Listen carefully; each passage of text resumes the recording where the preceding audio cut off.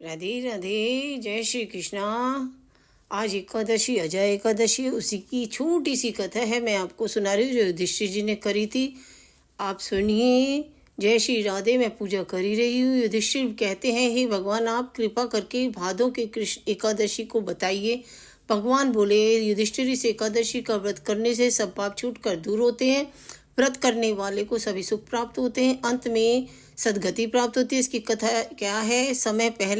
कुछ समय पहले शेषदानी हरिश्चंद्र हुए थे। उनकी राजपाट और धन संपदा विश्वामित्र ऋषि को दान में दे दी थी और अपने चांडाल के घर की नौकरी की। शमशान भूमि में रहे, महर्षि ऋषि के साथ रहे। राजा ने ऋषि को प्रणाम किया। ऋषि आते हैं उनके पास। गौतम ऋषि ने कहा कि किसी पूर्व जन्म के पाप से आपकी यह दशा हुई है। गौतम ऋषि ने कहा, यदि तुम भाद्रपद कृष्ण एकादशी का व्रत करोगे तो तुम्हारा इस हालत से उद्धार हो जाएगा। राजा ने ऋषि की बात मानकर अजय एकादशी की और राजपाट उसे वापस मिल गया। उनका पुत्र जो सदगति को पा गया था वो भी जीवित हो गया उन्हें।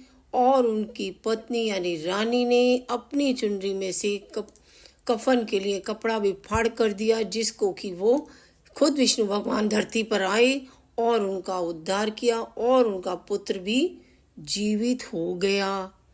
और यही है इसकी कथा। भादों के अजय एकादशी ये अजय करने वाली है, विजय प्राप्त करवाने वाली है, सुख शांति देने वाली है।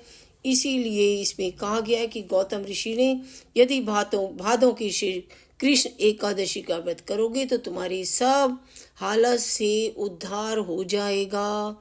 ये राजा हरिश्चंद्र जी को कही थी उन्होंने। सो राजा का उद्धार हुआ, राजपाट मिला, पुत्र वापस मिल गया। आप भी इस व्रत को करिए और सुनिए, इसकी कथा भी सुनिए सकते हैं आप।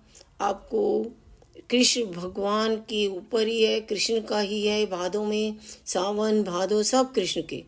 कथा अच्छी लगी? राधे राधे।